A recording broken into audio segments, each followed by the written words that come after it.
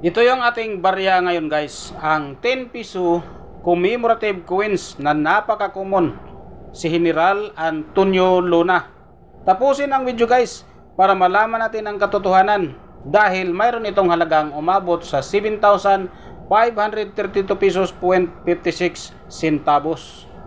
General Antonio Luna was one of the most brilliant and controversial military figures in the Philippines history. Here's overview of his life and legacy.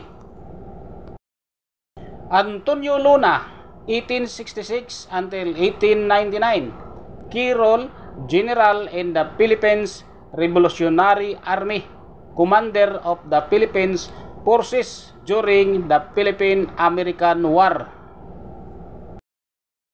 Early life and education. Born October 29, 1866 in Binondo, Manila, Philippines. He came from an educated, affluent family. His brother, Juan Luna, was a famous painter. Luna was exceptionally intelligent and well-educated. Earned a pharmacy degree from the University of Santo Tomas. Continued higher studies in Spain and earned a doctorate in pharmacy. He also studied military science in Belgium and France, gaining European-style military training. Role in the Philippines Revolution. Originally, Luna was skeptical of the Katipunan, the secret revolutionary society, but later joined the cause for Philippine independence during the Philippine-American War 1899 until 1902. Luna quickly rose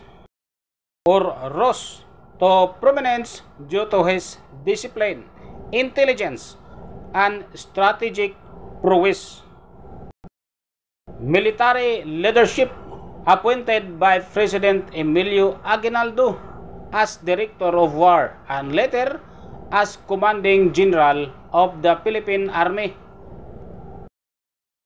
Known for introducing modern military techniques, organizing a guerrilla-style defense against the better equipped American forces. Building the Luna Defense Line, a series of defensive structures in central Luzon.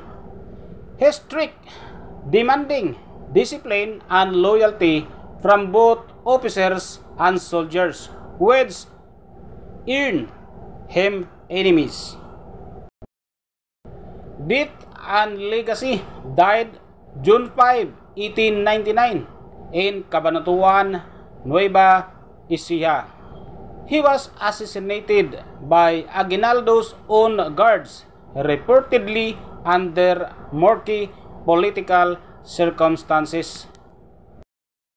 Some speculate it was due to rivalries and fears over Luna's growing influence. His death was a major blow to the Revolutionary Army. Many historians believe that had Luna lived longer, the Filipino resistance might have lasted longer or been more effective. Legacy. Luna is now remembered as a military genius, a patriot who placed national interests above personal gain, a tragic figure betrayed by the very government he served. His life has been the subject of various books, and he was famously portrayed in the critically acclaimed 2015 historical film General Luna, which helped revive public interest in his story.